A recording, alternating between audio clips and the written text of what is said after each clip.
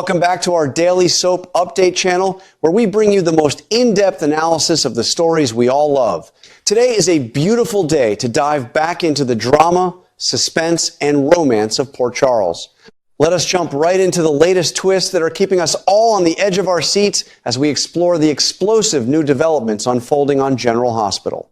As someone who has watched General Hospital for decades, I always find myself marveling at how this show continues to reinvent its narrative landscape while staying true to the core elements that forever captivated us. For those of you who have been watching alongside me since the golden eras of the 70s and 80s, you know exactly what I mean.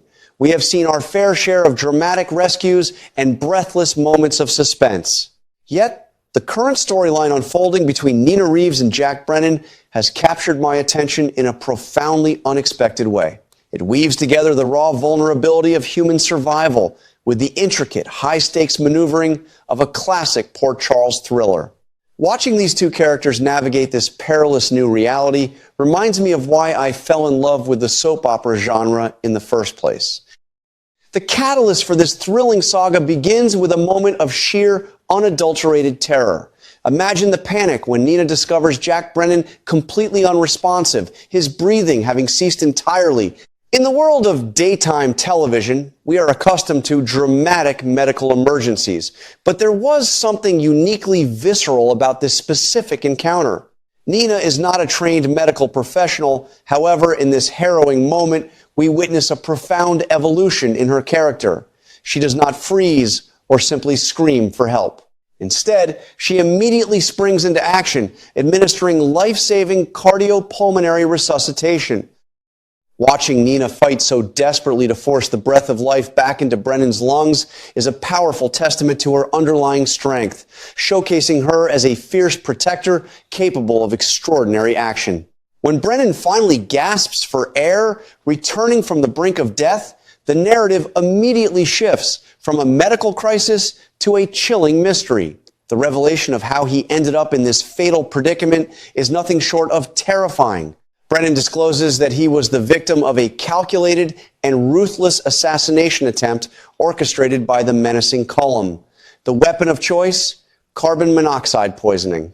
This detail is particularly striking from a storytelling perspective.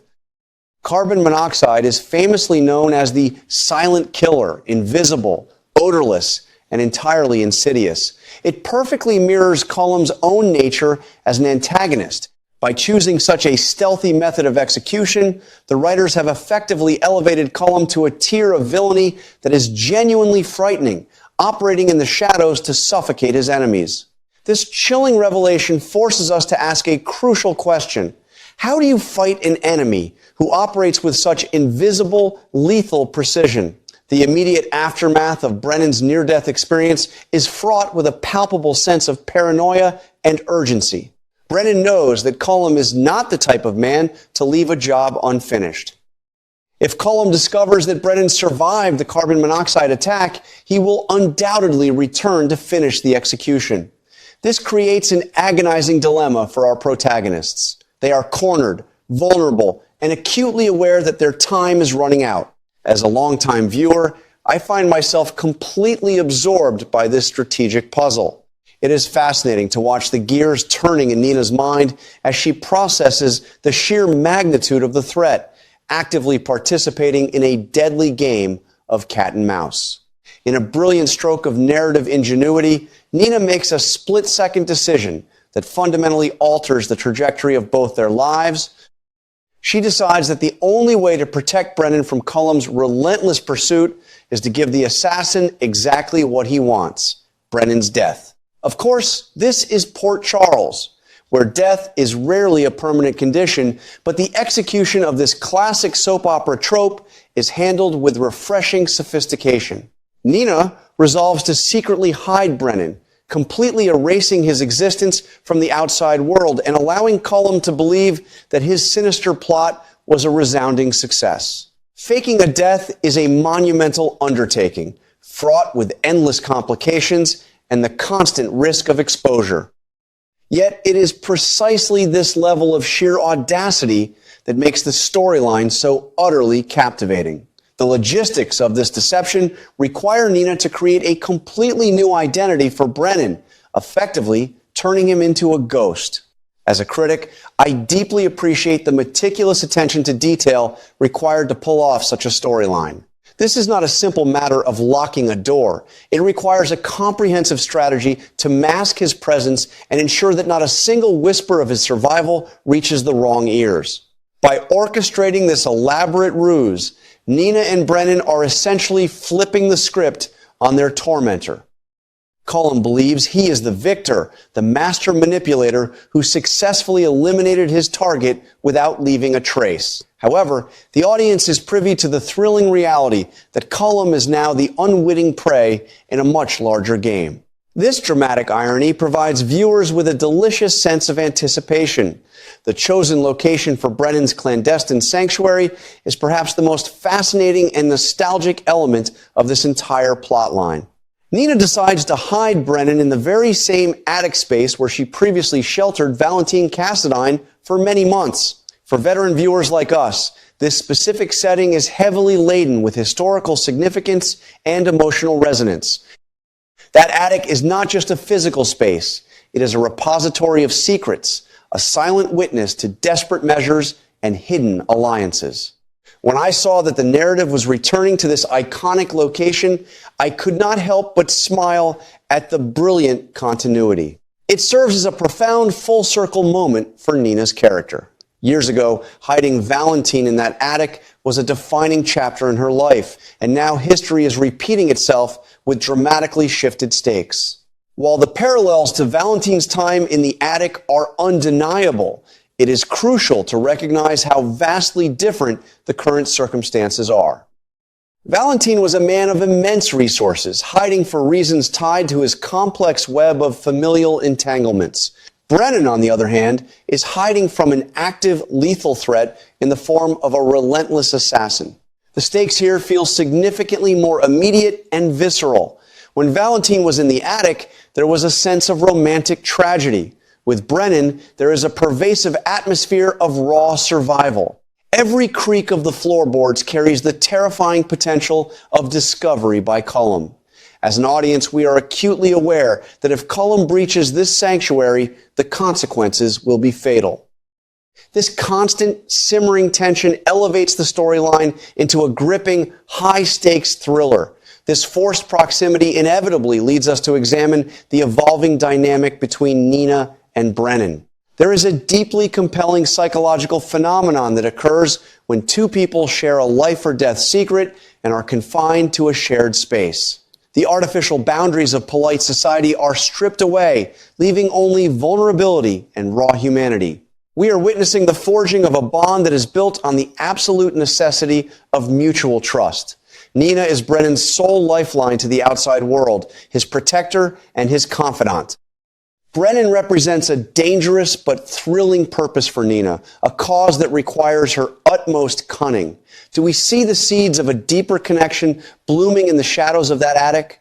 Watching these two characters navigate their shared trauma and forced intimacy is incredibly rewarding for longtime fans. However, we must never lose sight of the dark cloud hovering over this fragile sanctuary. The threat of Cullum is not a passive one. It is a massive, explosive danger that threatens to detonate at any moment. Cullum's pursuit, even if temporarily paused by his belief in Brennan's death, remains the central antagonistic force driving the narrative. What happens when Cullum inevitably notices a discrepancy? What happens when a careless mistake tips him off to the fact that he was deceived? The anxiety is palpable, as Cullum is not a man who will take kindly to being made a fool of. The moment he realizes Brennan is still drawing breath, his retaliation will be swift, brutal, and entirely merciless. This looming threat casts a long, terrifying shadow over every scene, keeping us thoroughly invested in the daily survival of our hidden protagonist. Yet, Nina and Brennan are not merely cowering in the dark, waiting for the inevitable. This is perhaps the most exciting aspect of their storyline. They are actively utilizing this borrowed time to formulate a long-term, comprehensive plan to permanently neutralize Cullum. The narrative is brilliant in its depiction of this strategic shift, transforming their defensive posture into an offensive campaign. Hiding in the attic is not the end game. It is the crucial incubation period for a massive counterattack. I find myself immensely impressed by the resilience of both characters. Instead of succumbing to the terror of being hunted, Brennan is using his supposed death as a tactical advantage. Together, he and Nina are piecing together Cullum's weaknesses, preparing to strike when he is most vulnerable, and shifting from victims to architects. The collateral damage of this elaborate deception is another layer of complexity that cannot be ignored. In order to maintain the illusion of Brennan's death and the sanctity of the attic, Nina must construct a labyrinth of lies to protect her secret from her friends, her family, and her colleagues. The psychological toll of this constant deception is immense. How long can Nina maintain this facade before the cracks begin to show? Every interaction she has outside of her home becomes a minefield, where a single slip of the tongue could spell disaster. As someone who has watched these characters navigate deceit before, I know that secrets in Port Charles have a terrifying tendency to take on a life of their own. The burden of this isolation is heavy, and the writers are setting up a spectacular emotional fallout that will ripple outward. In analyzing the broader scope of this narrative, I commend the creative team behind General Hospital for their exceptional pacing and character utilization. By thrusting Nina into the center of a high-stakes espionage plot and pairing her with a complex figure like Brennan, they have breathed new life into her character trajectory. The decision to intertwine their fates against the backdrop of Cullum's lethal pursuit is a stroke of genius. It balances the intimate, character-driven moments in the attic with the expansive, thrilling suspense of a classic soap opera showdown. As we look toward the future of this gripping saga, the anticipation is electric. Will Nina and Brennan's meticulous plan be enough to finally expose Cullum? The story of Nina, Brennan, and Cullum is a shining example of General Hospital at its absolute best.